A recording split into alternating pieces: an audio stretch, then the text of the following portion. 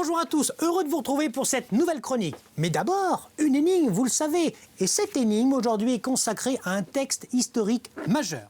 Vous le savez, c'est à vous de jouer en devinant cette énigme à travers plusieurs indices qui sont également à déchiffrer.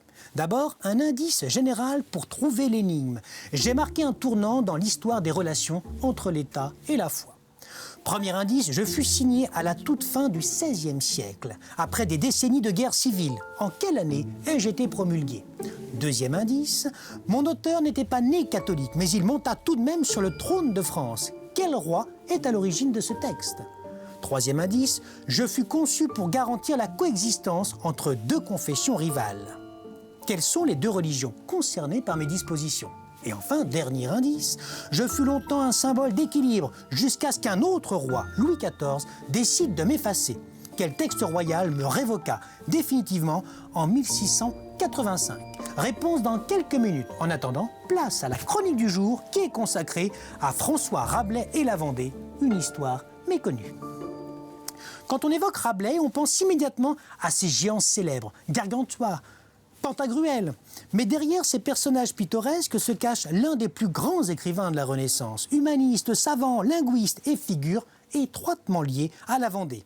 Plus précisément à Fontenay-le-Comte, l'ancienne capitale du Bas-Poitou.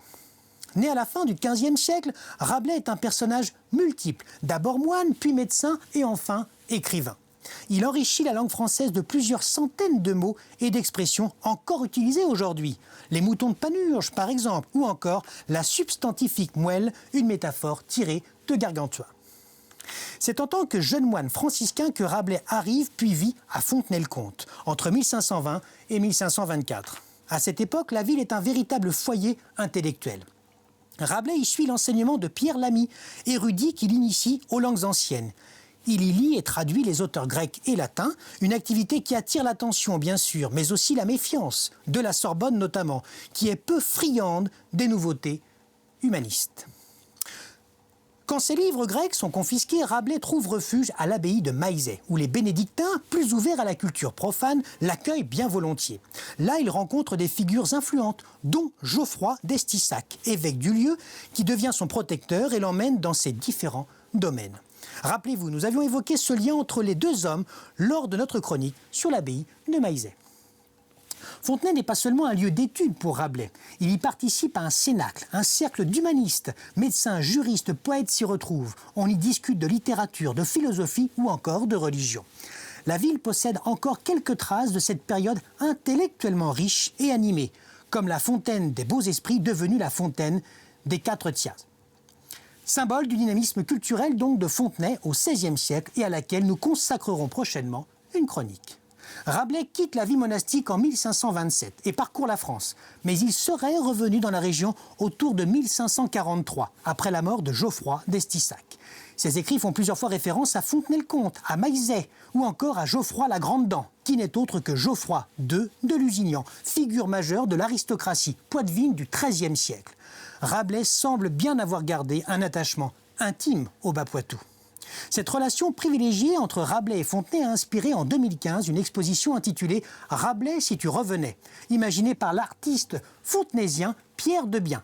Un parcours artistique pour célébrer ce grand humaniste qui, 5 siècles plus tard, continue de hanter les rues de la ville. On en revient à notre énigme du jour. Le document à trouver était bien sûr l'édit de Nantes, signé en 1598 par Henri IV. Pour l'anecdote, ce roi de France, premier de la glorieuse dynastie des Bourbons, a changé 6 fois de confession religieuse. Le 25 juillet 1793, il a définitivement abjuré le protestantisme pour devenir catholique et ainsi se faire sacrer à Chartres le 27 février 1594. L'édit met fin aux guerres de religion qui avaient ensanglanté le royaume durant plus de 30 ans. Cet acte historique reconnaissait la religion protestante tout en maintenant la religion catholique comme religion d'État. Cet équilibre fragile fut rompu donc en 1685, lorsque Louis XIV révoqua cet édit par la signature d'un autre, l'édit de Fontainebleau. L'édit de Nantes est à l'évidence un jalon essentiel dans l'histoire de la tolérance religieuse en France. La prochaine chronique sera consacrée à l'histoire des 4 races. Et vous le verrez, on sera très loin du jeu de cartes. Allez, bonne semaine à tous. Mais d'ici là, n'oubliez pas, ah non, vous allez beaucoup me manquer.